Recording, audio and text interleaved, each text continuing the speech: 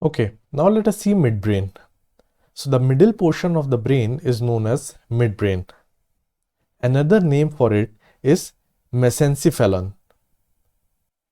This has two parts known as tectum and tegmentum.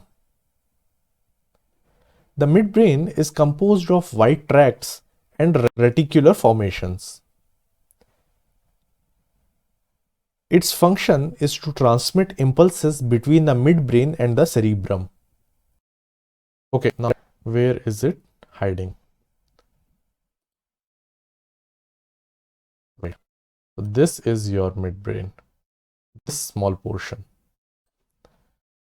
So there is an inferior colliculus which serves as an auditory center while the superior colliculus functions as a visual center.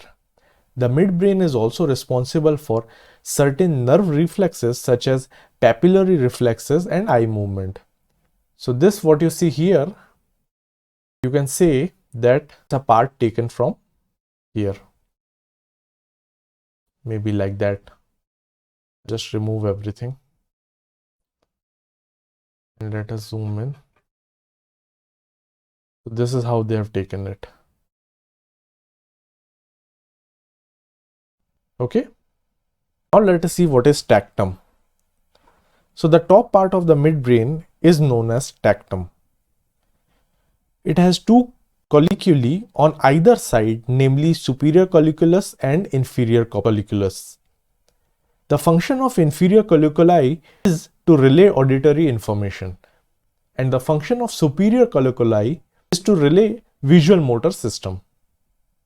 So the tectum basically receives a strong retinal projection that forms a map of visual space which acts as a master coordinate system other sensations like auditory, somatosensory, etc., leading to a multimodal representation of the sensory environment to the brain. Okay, so this here you can see where the tectum is. Okay, now let us see tegmentum. Tegmentum lies in the middle of the midbrain. It includes some parts of reticular formation and some extensions that lie in the path between the forebrain and the hindbrain. It has two nuclei as substantia nigra and the red nucleus. The red nucleus is involved in motor function while the substantia nigra, that is black substance, produces dopamine that prevents Parkinson's disease. These both are important components of the sensory motor system. The reticular formation has number of neurons that are interconnected to one another. This network serves as a pathway to project the information to the cortex, thalamus, and spinal cord. It is also responsible for maintaining arousal, sleep, attention, and muscle movements. So just below tectum, you can find tegmentum.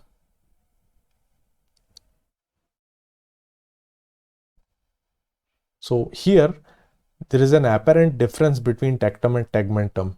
Please notice that.